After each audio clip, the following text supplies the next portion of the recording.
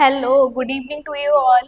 Hopefully आप सब बहुत अच्छे होंगे और अपनी प्रिपरेशन आपने स्टार्ट कर रखी होगी, है ना। 2026 के लिए जो टारगेट कर रहे हैं वो बच्चे। और आपने इससे पहले भी वीडियो आपने देख लिया होगा जिसमें हमने आपको बताया कि कैसे जो है यूकेपीएससी और यूके ट्रिपल एससी जो है एग्ज़ाम कंडक्ट कराता है, किस फॉर्म में वो एग्ज़ाम कंडक्ट कराता है, उनके स्टेजेस क्या हैं, वो सब हमने देखा, है ना। तो आज की क्लास में हम ये देखने वाले हैं, जिसने जो फर्स्ट क्लास नहीं देखी आप प्लीज़ आप उसको जाके देखिए, ताकि आपको जो बिगनर्स हैं स्पेशली, जो अभी स्कूल्स में हैं, कॉलेजेस में हैं, जो भी स्टार्ट करने वाले हैं प्रिपरेशन, जिनको बिल्कुल कोई आइडिया नहीं है कि कैसे स्टार्ट करें, स्पेशली वो बच्चे, फर्स्ट वीडियो आप प्लीज़ जाके देखिए। उसमें आपको पता चलेगा कि यूकेपीएससी जो है 3 स्टेजेस में एग्ज़ाम कंडक्ट कराता है, प्रीलिम्स, मेंस एंड इंटरव्यू। और यूके ट्रिपल एससी जो है वो 1 डे एग्ज़ाम कंडक्ट कराता है ना। तो आज हम देखने वाले हैं, जैसे कि आप थंबनेल में देख ही रहे हैं, कि जो इम्पॉर्टेंट बुक्स होने वाली हैं इंग्लिश मीडियम के लिए स्पेशली, वो हमारे स्टेट एग्जाम्स के लिए कौन कौन सी हम रिकमेंड करें, है ना। तो चलिए फिर स्टार्ट करते हैं। हम जितने भी, और आप जैसे देख ही रहे कि परीक्षावाणी नो नो है ना, परीक्षावाणी क्योंकि हिंदी में है, वेरी गुड बुक, स्पेशली मैंने भी पढ़ी है उस बुक को, बहुत अच्छी बुक है। पर हम इंग्लिश वालों के लिए क्या प्रॉब्लम होती है कि हमें समझ ही नहीं आता, हिंदी के इतने सारे टर्म्स हैं, है ना। तो अब क्या करें, बहुत टिपिकल है। तो आज की क्लास में हम इसका भी एक सोल्यूशन आपके लिए लेके आए हैं कि सेम परीक्षा वाणी का जो भी आप कंटेंट पढ़ने वाले हैं, वो किस तरीके से अब आपको वो ईजिली समझ आएगा इंग्लिश मीडियम में, ठीक है, हिंदी में, सॉरी, हम इससे परीक्षा वाणी को जो पढ़ते हैं उसको हम कैसे जो है समझेंगे, ठीक है। हम क्या क्या क्या हमारी अप्रोच रहनी चाहिए इंग्लिश मीडियम वालों के लिए। तो आज की क्लास में ये आपके सारे डाउट्स क्लियर हो जाएंगे और सारी प्रॉब्लम सॉल्व हो जाएगी, ठीक है। तो चलिए लास्ट तक बने रहिएगा। चलिए फिर स्टार्ट करते हैं। तो हम इसमें इंपॉर्टेंट बुक्स देखने वाले हैं, जितने भी स्टेट एग्जाम्स के लिए जो यूकेपीएससी और यूके ट्रिपल एससी जो कराने वाली है, उनके उन एग्जाम्स के लिए हम उन बुक्स को आज हम देखेंगे वन बाय वन, ठीक है। चलिए देखिए, जैसे आप देख रहे हैं, एक तरफ आपके सब्जेक्ट्स दिख रहे हैं राइट हैंड साइड पे, एंड सेकंड साइड पे आपके रिकमेंडेशंस, है ना। तो सबसे पहले सब्जेक्ट जैसे हम हिस्ट्री का लेते हैं, तो आप हिस्ट्री में देखिए, हिस्ट्री की उन बच्चों के लिए स्पेशली जो साइंस बैकग्राउंड के जो बच्चे हैं, जिनके पास 11th-12th में ह्यूमैनिटीज़ नहीं रहा, उन्होंने आर्ट से दूर दूर तक का संबंध तोड़ दिया था 10वीं के बाद, है ना, 10th क्लास के बाद, कहा था कि नहीं अब हम तुम्हें नहीं देखना चाहते हैं। लेकिन क्या पता था कि ज़िंदगी ऐसा रुख मोड़ लेके आएगा कि उन बुक्स को आपको फिर से पढ़ना पड़ जाएगा, है ना। तो स्पेशली उन बच्चों के लिए जो साइंस साइड के हैं, उनको हिस्ट्री के लिए मैं आपको रिकमेंड करना चाहूँगी कि आप एनसीईआरटीज़ प्लीज़ देखिए, आप अच्छे से देखिए। स्टैंडर्ड बुक्स आपको पहले नहीं उठानी है, आपको एनसीईआरटीज़ देखनी है, जिसमें आपको 6 to 12th में आपको समझ आएगा कि अच्छा फ्रेंच रेवोल्यूशन कैसे आया, है ना, वर्ल्ड हिस्ट्री आपको समझ आएगी। और जो इंडियन नेशनल हिस्ट्री हमारी है, इंडियन नेशनल मूवमेंट है, एंशिएंट है, मेडिवल है, तो उसका आपका एक फाउंडेशन बनेगा। उससे आपको समझ आएगा कि अच्छा दिल्ली सल्तनत कैसे स्टार्ट हुआ, स्टोरी फॉर्म में, क्योंकि आपको पता है एनसीईआरटीज़ जो है छोटे बच्चों के लिए जो है बनाई गई है ना। तो उसको बहुत ही स्टोरी फॉर्म्स में उसमें बताया है। तो आप जो है 6 to 12th की आप एनसीईआरटी इसमें आप कर सकते हैं। और उसके बाद अगर आपको स्टैंडर्ड बुक्स उठानी है, तो आप स्टैंडर्ड बुक कौन सी ले सकते हैं, स्पेक्ट्रम, आप जो लेटेस्ट एडिशन अभी चल रहा हो, क्योंकि लेटेस्ट एडिशन में क्या करते हैं, वो थोड़ा बहुत और अच्छे से उसको मॉडिफाई करते हैं बुक को, है ना। तो लेटेस्ट एडिशन आप देखिएगा। और प्लस जो अगर आपको स्टैंडर्ड बुक्स आप रिकमेंड कर रहे हैं तब भी आपको इतना समझ नहीं आ रही है, तो हमारे जो क्लास नोट्स होते हैं, क्लास लेक्चर्स होंगे जो मैं कराऊंगी ही, वो आप प्रेफर कर सकते हैं, है ना। बाकी हम नेक्स्ट वीडियो में क्या देखेंगे, जो भी ये हमारा रहने वाली है बुक्स, उसको हम कैसे कवर करें, एनसीईआरटीज़ को हम कितने दिन में कवर करें, तो वो हम प्लान्स भी करेंगे, है ना। तो ठीक है, आप जुड़े रहिएगा। चलिए फिर हम देखते हैं, स्पेशली मैं आपको हिस्ट्री के लिए बताऊंगी 6th, 8th और 12th, ठीक है। ये वाली एनसीईआरटीज़ जो है आपको देख लेनी है, ठीक है। तो ये वाली एनसीईआरटीज़ तो आपको पक्का से देख लेनी है, ठीक है, स्पेक्ट्रम जो लेटेस्ट एडिशन है ना। चलिए, तो सेकेंड अब हम आते हैं हमारे ज्योग्राफी वाले पार्ट पे। ज्योग्राफी होपफुली बच्चों को बहुत ट्रिकी लगता है ना। जब उत्तराखंड की भी ज्योग्राफी पढ़ते हैं उसमें हमें कितनी सारी चीज़ें पढ़नी पड़ती है, टेरेंस हो गए है ना, माउंटेन्स हो गए, रिवर कैसे फॉर्म हुई है। तो इसको भी जो ज्योग्राफी वाला पार्ट होता है आपको समझ आना चाहिए। सबसे पहले हमें ज्योग्राफी जब भी हम स्टार्ट करें, बिगनर्स के लिए बता रही हूँ, आपके लिए एनसीईआरटी वेरी वेरी इंपॉर्टेंट है, ठीक है। आप एनसीईआरटी आप स्किप नहीं कर सकते, है ना। तो 6th एंड 12th की आप एनसीईआरटी देखेंगे ना, स्पेशली 11 12 की अगर मैं बात करूँ, 11 12 वो हमारी एनसीईआरटीज जो हैं बहुत इंपॉर्टेंट है। बहुत क्वेश्चंस जो हैं डायरेक्टली क्वेश्चंस यहाँ से आ जाते हैं ना। तो आपका जो फाउंडेशन बनेगा ज्योग्राफी का वो एनसीईआरटी से बनेगा। प्लस आपको मैं बता देती हूँ, क्लास नोट्स जो क्लास लेक्चर्स होंगे वो तो बहुत इंपॉर्टेंट, आपको इसके लिए स्टैंडर्ड बुक की भी ज़रूरत नहीं है, क्लास लेक्चर से ही आप इतना कवर कर लेते हैं। क्योंकि ज्योग्राफी को भी पता है आपको सिस्टमेटिक वे में पढ़ना बहुत ज़्यादा ज़रूरी होता है। जैसे हम सबसे पहले फिजिकल ज्योग्राफी पढ़ते हैं, है ना, फिजिकल ज्योग्राफी पढ़ते हैं जिसके अंदर हम पहले ओशनोग्राफी पढ़ते हैं, ज्योमॉर्फोलॉजी पढ़ते हैं, बेसिक बेसिक पढ़ते हैं, कैसे हमारे माउंटेन्स फॉर्म हुए हैं, कैसे हमारा ओशन फॉर्म हुआ है।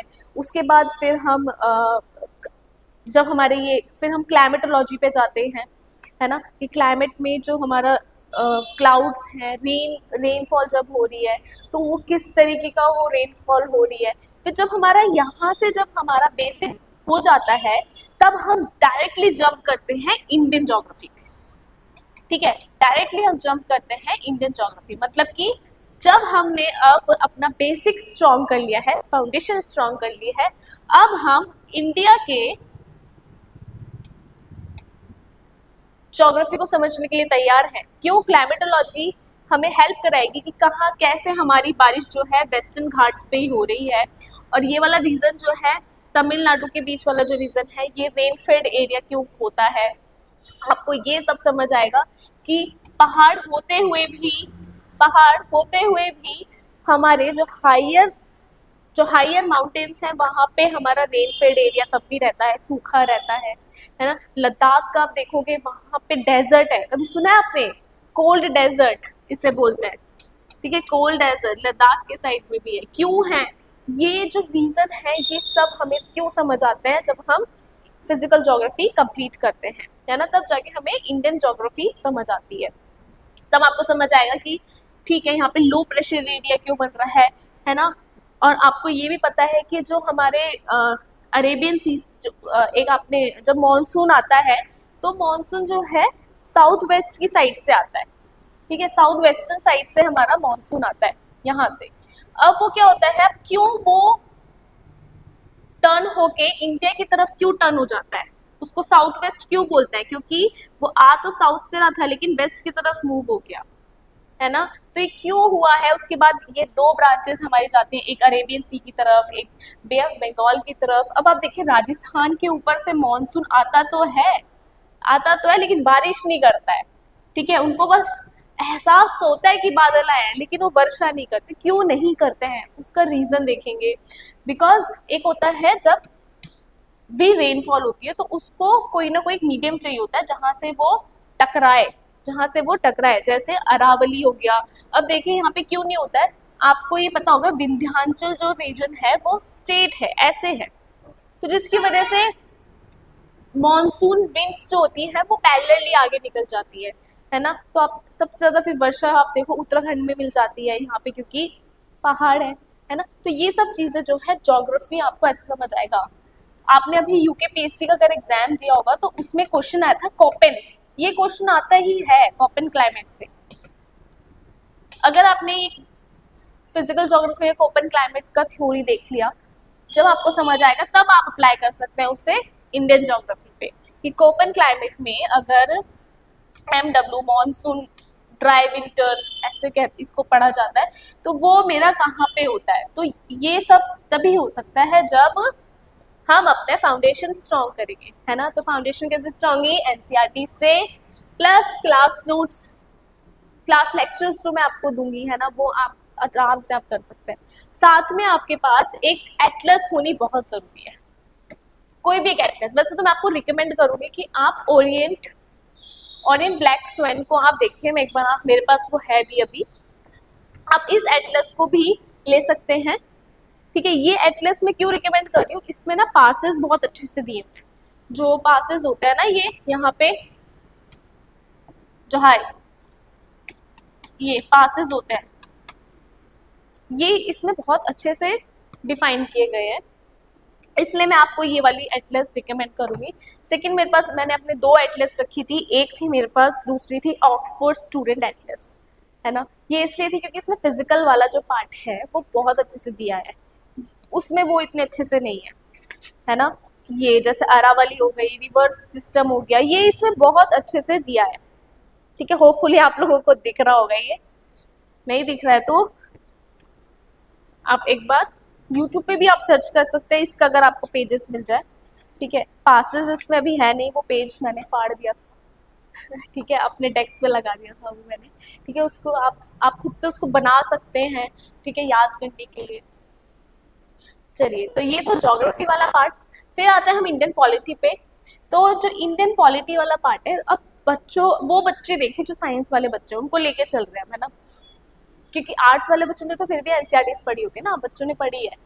साइंस वालों के लिए देखते हैं, या फिर कॉमर्स वाले हो गए, तो आपके लिए स्पेशली मैं बोल रही हूँ, आप 8 से 12, बहुत लोग बोलते हैं कि आप एनसीईआरटीज मत पढ़िए, पॉलिटी के लिए ज़रूरी नहीं है, पर मैं आपको सच में बता देना चाहती हूँ, जो स्पेशली बच्चे, साइंस वाले बच्चे ना, उनको यही नहीं पता होता है जैसे कि लोकसभा, राज्यसभा क्या होती है ना, काम कैसे करती है, कि सही में पार्लियामेंट में आता कौन है, लोकसभा आती है कि राज्यसभा आती है, दोनों आती है, एक आता कौन है पार्लियामेंट में, है ना, ये नहीं पता होता है, ये बच्चे भूल चुके होते हैं, पढ़ा भी नहीं होता है ना साइंस वाले बच्चों ने। तो उनके लिए मैं बोलना चाहूंगी कि आप एनसीईआरटीज आप रेफर कर सकते हैं 8 से 12 तक की, है ना, 8 से 12 तक की आप रेफर कर सकते हैं। 12th में भी आप सेक्शनल देख सकते हैं, स्टोरी फॉर्म में दे रखा है बहुत अच्छे से, उसमें ना डायलॉग्स फॉर्म में दे रखा है, लोकसभा का हो गया, राज्यसभा का हो गया, वो आपको वहां से समझ आएगा, पार्लियामेंट क्या होता है ये समझ आएगा, है ना।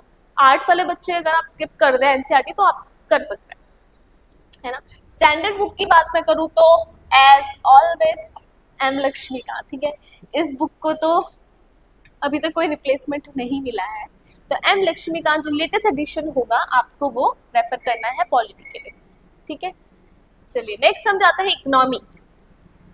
देखिए, इकोनॉमी वाला जो सेक्शन सब्जेक्ट है वो बच्चों को सच में बहुत ट्रिकी लगता है, जैसे ज्योग्राफी हो गया, है ना, एक इकोनॉमी हो गया। तो इकोनॉमी को समझने के लिए ना, क्योंकि ज़्यादातर क्वेश्चन कहाँ से आते हैं इकोनॉमी के, आपको पता होगा, करंट अफेयर्स, है ना, करंट अफेयर्स में क्या, बजट हो गया, इकोनॉमिक सर्वे हो गया, है ना, वहाँ से क्वेश्चंस आते हैं। तो ये जो क्वेश्चंस हैं, आपको उन क्वेश्चंस को समझने के लिए भी आपको बेसिक्स समझना पड़ेगा पहले, है ना, आपको समझना पड़ेगा जीडीपी क्या होता है, जीएनपी क्या होता है, ठीक है, फिस्कल डेफिसिट क्या होता है ना, फेरा फेमा जो क्वेश्चन भी आया था वो क्या होते हैं, आपको जब तक नहीं पता होगा आप उस क्वेश्चन को टैकल नहीं कर सकते। 5 ईयर प्लान, है ना, तो उसके लिए मैं आपको हाईली रिकमेंड करूंगी कि आप एनसीईआरटीज की तरफ आप जाइए, स्पेशली 11th-12th की मैं एनसीईआरटीज बोलना चाहूंगी। मैक्रो इकोनॉमी, स्टैट वाला पार्ट्स आप छोड़ सकते हैं, उसमें स्टैट्स आप मत करिए, वो करना भी नहीं है, आपको सिर्फ उसमें थ्योरी वाला देखना है, मैक्रो इकोनॉमी वाला, है ना। तो ये आप जो है अपनी फाउंडेशन एनसीईआरटी से थोड़ा ले सकते हैं, ज़्यादा नहीं बोलूँगी मैं, लेना पड़ेगा, है ना, एनसीईआरटीज आपको स्किप नहीं करनी है, पढ़नी पड़ेगी। प्लस इकोनॉमिक्स में और सब्जेक्ट के लिए चलिए आप स्टैंडर्ड बुक ले, लेकिन मैं इकोनॉमिक्स के लिए आपको बोलना चाहूँगी कि आपके लिए क्लास नोट्स इनफ है। मतलब आप देखिए, क्लास नोट से बाहर होपफुली एक ही कुछ क्वेश्चन आपको मिल जाए, वरना mostly class notes is enough, specially for economy के लिए मैं बोलना चाहूँगी आपको। ठीक है, फिर नेक्स्ट हम जाएंगे साइंस एंड टेक्नोलॉजी के लिए। साइंस एंड टेक पे अगर हम जाएं तो इसके लिए तो आप 6 to 12 पढ़ लीजिए आराम से, 6 to 10th, ठीक है, 6 to 10th आपको पढ़नी ही पढ़नी है साइंस के लिए। प्लस अगर आपको कोई स्टैंडर्ड बुक पढ़नी है तो एक महेश कुमार बनवाल की बुक आती है, वो एनसीईआरटी के सिंगल लाइनर फॉर्म में ही आती है, 1 लाइनर फॉर्म ही बोलता है इसे, ठीक है, 1 लाइनर फॉर्म ही है इनकी है। तो ये आप एक बार गो थ्रू हो सकता है, ले सकता है, मैं इसको हम बोलूँगी आप महेश कुमार बनवाल की बुक्स आप ले सकते हैं, है ना, अभी मेरे पास है नहीं, वरना मैं आपको दिखाती। और साथ में जो एनसीईआरटीज मैंने आपको बोली है 6 to 10th, उसके लिए उसके साथ में बोलना चाहूँगी आपकी क्लास ट्वेल्थ का एक बायोलॉजी के जो चैप्टर्स होते हैं, लास्ट के चैप्टर्स बोल रही हूँ मैं, ठीक है, बायोलॉजी के भी लास्ट के चैप्टर्स हैं कुछ इन्वायरमेंट से रिलेटेड, वो आप रिकमेंड कर सकते हैं, आप वो देख सकते हैं, है ना। तो ये भी आप कर लेंगे आपकी साइंस एंड टेक्नोलॉजी वाला पार्ट, साइंस वाला पार्ट ना टेक्नोलॉजी वाला पार्ट। टेक्नोलॉजी के लिए तो आपको फिर नैनो टेक्नोलॉजी, ये बायोटेक्नोलॉजी, इन सब के लिए फिर मैं आपको क्लास नोट्स रेफर करूँगी, ठीक है। क्लास नोट्स या क्लास लेक्चर्स जो है वो मैं आपको रिकमेंड करूँगी, आपको टेक्नोलॉजी वाला पार्ट करना है, ठीक है। बाकी करंट अफेयर्स आपका आते ही है इसमें। फिर नेक्स्ट हम चलते हैं अपने इन्वायरमेंट वाले सेक्शन पे, ठीक है। हाईली बहुत लोग इसको इग्नोर कर देते हैं कि नहीं इन्वायरमेंट तो हो ही जाएगा, इसको क्या करने की जरूरत है, पर नहीं बच्चों, एक बार अगर आपने इन्वायरमेंट पढ़ लिया तो आपको वो ऐसा होता है ना कि हमने कोई एक चीज़ एक बार पढ़ ली तो वो इतनी ईजी होती है ना कि फिर वो लाइफ टाइम तक भी हमें, काफ़ी टाइम तक हमें वो याद रहती है। तो इसमें खाली एक टाइम इन्वेस्टमेंट होता है आपका, उसके बाद फिर आपको करंट अफेयर्स ही पढ़ने होता है, एक बार अगर आपका फाउंडेशन क्लियर हो जाए तो, है ना। तो इसके लिए मैं आपको रिकमेंड करूँगी, वैसे एनसीईआरटीज इतनी नहीं है इन्वायरमेंट के लिए, पर इसके लिए मैं आपको एक स्टैंडर्ड बुक सजेस्ट कर सकती हूँ, अगर आप लेना चाहो, नहीं लेना है तो इट्स ओके, पर मतलब उसके लिए फिर आपको लेक्चर्स रेफर करने पड़ेंगे। पर मैं चाहती हूँ कि आप इस बुक को रेफर करें, शंकर आईएएस, बहुत अच्छी बुक है, सिंपल लैंग्वेज में इसमें इन्वायरमेंट के कॉन्सेप्ट दे रखे हैं, अगर आपको समझने, अगर आपका एक बार फाउंडेशन क्लियर हो गया तो उसके बाद फिर आप करंट अफेयर्स को समझ सकते हैं जो एक साल के आता है ना। तो मैं शंकर आईएएस की बुक आपको एक बार रिकमेंड करना चाहूँगी, है ना, इन्वायरमेंट के लिए। नेक्स्ट वाला सेक्शन उत्तराखंड का अगर हम देखें तो उत्तराखंड के लिए स्पेशली फॉर इंग्लिश मीडियम, है ना, हम लोगों के लिए तो बहुत ही ज़्यादा टफ चीज़ें रहती हैं कि हम कैसे पढ़े, उत्तराखंड कैसे पढ़े, क्योंकि हिंदी मीडियम में ही कंटेंट अवेलेबल है। स्पेशली अगर मैं बोलूँ सबसे फेमस बुक परीक्षा वाणी, है ना, इसको तो खैर इग्नोर नहीं करा जा सकता है, इसके अंदर फैक्चुअल चीज़ें जैसे दे रखी हैं, पर हमें क्या होता है कि हमें स्टार्टिंग में बहुत परेशान होती है, स्पेशली जो बिगनर्स होंगे उनको तो परीक्षा वाणी ऐसे लगेगी अरे यार कितना क्या, आज तक हमने हिंदी ऐसे नहीं पढ़ी, अब बिल्कुल हमको अच्छे से हिंदी से पढ़ना पड़ा तो टाइम लग जाता है फिर। तो इसका भी सोल्यूशन मेरे पास है, परीक्षा वाणी को अगर आपको नहीं पढ़ना है इंग्लिश मीडियम वालों बच्चों के लिए, तो आपके लिए क्लास लेक्चर्स इनफ हैं। मैं आपको ये बोल देना चाहती हूँ, इनफ मतलब परीक्षा वाणी की ही चीज़ें, या फिर सिर्फ परीक्षा वाणी ही नहीं, 2-3 सोर्सेज जितने भी हैं उन सब से कंपाइल करके क्लास नोट्स प्रिपेयर किए जाएंगे, लेक्चर प्रिपेयर किया जाएगा, तब जाके आपको उत्तराखंड का प्रॉपर मटेरियल मिलेगा, है ना। प्रॉपर मटेरियल जिसे बोलते हैं ना, कि आपको कहीं ऐसे ज़रूरत नहीं पड़ेगी कि कहीं और आप बुक्स को रेफर करें। तो उत्तराखंड की समस्या जो थी आपकी यहाँ से सॉल्व कर दी जाएगी, है ना। लास्ट में आपको वो दिख नहीं रहा होगा, ये जो लास्ट सेक्शन लिखा है वो है करंट अफेयर्स वाला पार्ट, है ना। तो करंट अफेयर्स भी हमारे लिए थोड़े मुश्किल होते हैं क्योंकि हिंदी में ही मेनली अवेलेबल हैं, अगर आप यूट्यूब पे देखेंगे तो, खासकर स्टेट के लिए बोल रही हूँ, स्टेट न्यूज़ तो हमें हिंदी में अवेलेबल होती है, लेकिन यहाँ पे आपको इस चैनल पे आपको जो करंट अफेयर्स हैं वो आपके लिए गुड न्यूज़ है, वीकली साथ में मंथली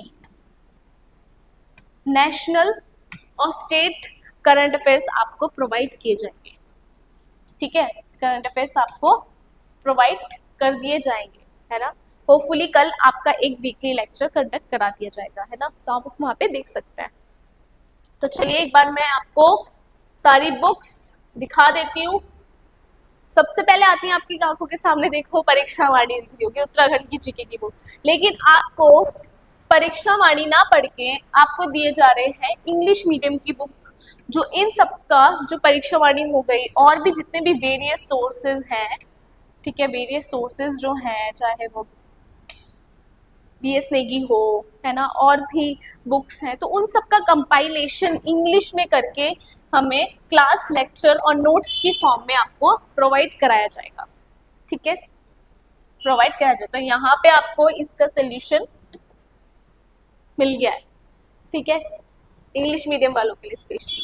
सेकेंड बुक आप अपनी आंखों के सामने देख रहे हैं, सेकेंड है एम लक्ष्मीकांत का ये स्पेक्ट्रम का जो मॉडर्न हिस्ट्री है उसका लेटेस्ट एडिशन है ये मैं आपको बता रही हूँ सिर्फ मॉडर्न हिस्ट्री के लिए। आपको एंशिएंट और मिडिवल के लिए आपको एनसीईआरटीज रेफर करनी है, ठीक है, एनसीईआरटीज से आपका काम हो जाएगा।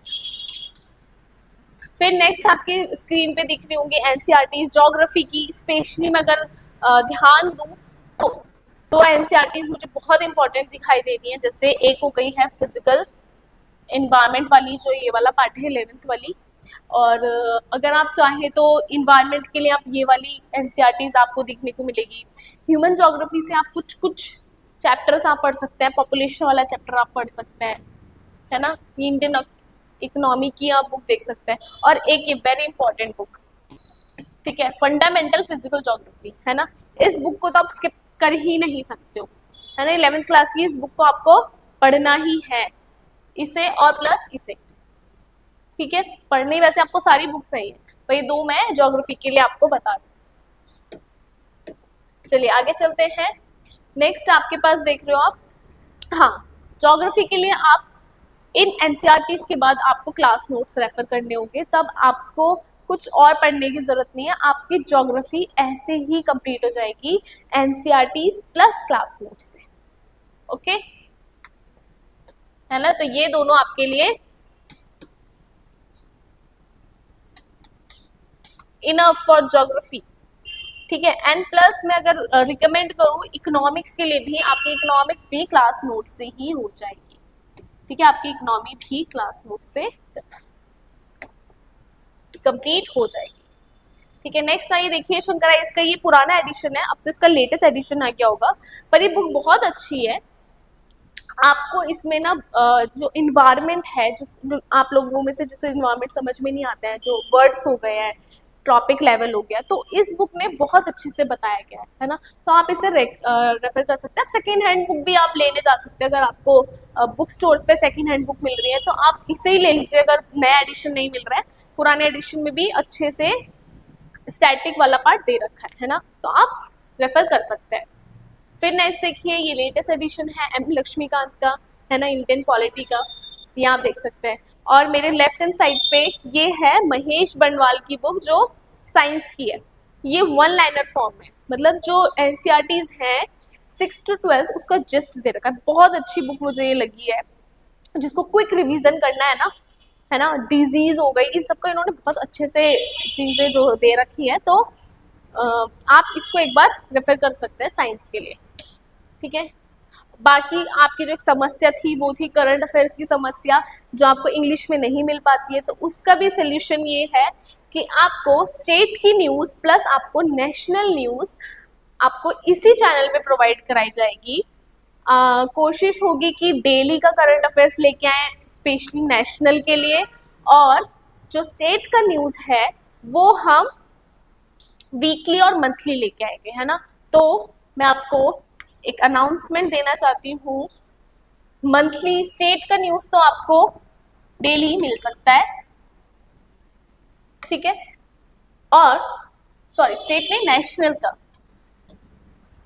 ठीक है, नेशनल आपको डेली प्रोवाइड कर दिया जाएगा। साथ में जो स्टेट न्यूज़ होगी वो आपको वीकली प्लस मंथली, मंथली में क्या होगा, जिसमें स्टेट और नेशनल दोनों को कंपाइल करके एक short video, one short video जिसे कहते हैं, वो बना दिया जाएगा, है ना। तो वहां से भी आप अपने करंट अफेयर्स को प्रिपेयर कर सकते हैं, ठीक है। बाकी आपको पीडीएफ प्रोवाइड करा दी जाएगी, चाहे वो वीकली हो, जो वीकली आएगी वो मंथली, ठीक है। इनका कंपाइलेशन भी आपको एक मैगजीन फॉर्म में प्रोवाइड करा दिया जाएगा, है ना। तो आप इस चैनल से आप बिल्कुल, अगर आप लास्ट तक देख रहे हैं तो आपको यहाँ से आपको अपनी ग्रोथ ही देखने को मिलेगी।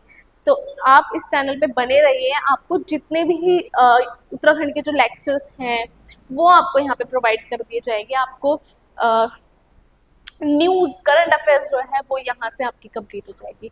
तो होपफुली आपको वीडियो बहुत अच्छी लगी होगी, और आप में से बहुत सारे जो सीरियस कैंडिडेट्स होंगे वो इन बुक्स को मे बी उन्होंने खरीद लिया होगा, 2-3 जगह से भी सुना होगा कि हाँ ये बुक्स बहुत इंपॉर्टेंट है, सच में इंपॉर्टेंट है। एनसीईआरटी आप बिल्कुल स्किप नहीं कर सकते हैं, वो आपको पढ़नी है, है ना। तो आप अपनी जो जर्नी है आप वो तैयार आप करते रहिए, उसमें हमारा अगर थोड़ा सा भी हमें लग रहा है कि हाँ हम आपकी हेल्प कर सकते हैं स्पेशली इंग्लिश मीडियम वालों के लिए, तो हम आपके लिए यहाँ पे खड़े हैं, हम आपके लिए ही सपोर्ट में हैं।